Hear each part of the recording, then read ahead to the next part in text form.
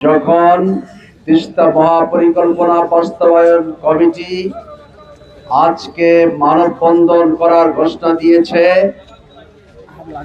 সরকারের পক্ষ থেকে তাড়াহুড়া করে গতকাল দুইজন ক্যাবিনেট মন্ত্রী, একজন প্রতিমন্ত্রীর সফর অনুষ্ঠান গতকালকে হয়েছে। আমরা তাদের এই সফরকে সাধুবাদ জানাই। আমরা মনে করি সরকারের সদিচ্ছা হয়েছে।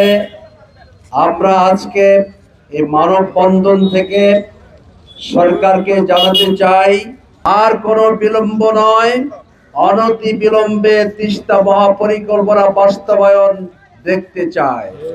আমরা বলতে চাই যে কমিটির মধ্যে কাজ সীমাবদ্ধ নয়, কবে নাগাদ কাজ শুরু হবে আমরা চাই আগামী মন্ত্রী পরিষদে এক সভায় সিদ্ধান্ত নিয়ে যাতে করে এক মাসের মধ্যে তিস্তা মহাপরিকল্পনা কাজ শুরু করা হয়, এই দেশবাসী জানতে চায়। মাননীয় প্রধানমন্ত্রী, আপনার বাবাই কিন্তু এই তিস্তা ব্যারাজ প্রকল্পটি চালু করেছিলেন।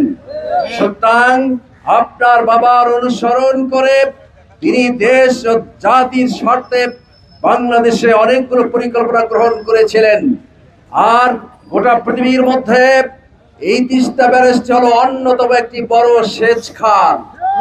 আমরা চাই আপনি যেহেতু প্রধানমন্ত্রীর পদে অধিষ্ঠিত হয়েছেন, আপনার আমলেই তিস্তা মহাপরিকল্পনাটি অতি দ্রুততম সময়ে বাস্তবায়ন করবেন।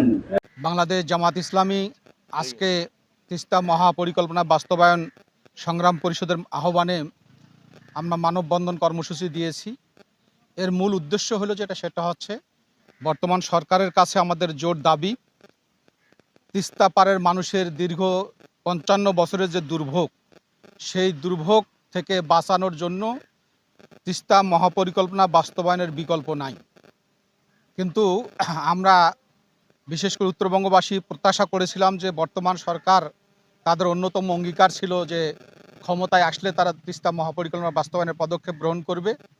কিন্তু আমরা দেখতে পাচ্ছি যে তিস্তা মহাপরিকল্পনার জন্য দীর্ঘদিনের দাবিকে উপেক্ষা করে যাদের কোনো দাবি দেওয়া ছিল না, সেই দাবি দেওয়াহীন পরিকল্পনা অর্থাৎ সরকার চলে গেল কোথায়? আজকে পদ্মা মহাপরিকল্পনা বাস্তবায়নের জন্য আমরা মনে করি এই বরাদ্দ তিস্তা মহাপরিকল্পনার জন্য, কিন্তু সরকার সেটাকে ডাইভার্ট করে পদ্মা মহাপরিকল্পনা বাস্তবায়নের জন্য এই টাকাকে নিয়ে গেছে। এই জন্য আমরা সরকারের প্রতি জোর দাবি জানাচ্ছি, পদ্মা মহাপরিকল্পনার ব্যাপারে কখনো কোনো দাবি এদেশের মানুষ শোনেনি। আমরা প্রায় 2 কোটি মানুষ আজকে ভুক্তভোগী। আমাদের প্রতি বছরই প্রায় 10,000 পরিবার এই তিস্তার ভাঙনে ক্ষতিগ্রস্ত হয়। এই তিস্তা পারে 2 কোটি মানুষের জন্য বাংলাদেশ সরকারের দৃশ্যমান কোনো পরিকল্পনা আমরা এ পর্যন্ত দেখতে পাইনি। প্রিয় এলাকাবাসী, আমরা আজকে তাই বলতে চাই, যার প্রাইম কন্টে 2 কোটি মানুষটি বাংলাদেশের মানুষ নয়। 2 কোটি মানুষটি বাংলাদেশের মানুষের জিডিপিতে কোনো অবদান রাখে না। 2 কোটি মানুষটি বাংলাদেশে যে 9,35,000 কোটি টাকার 35,000 কোটি টাকার যে বাজেট, সেই বাজেটের মধ্যে আমাদের কোনো অংশীদারিত্ব নেই।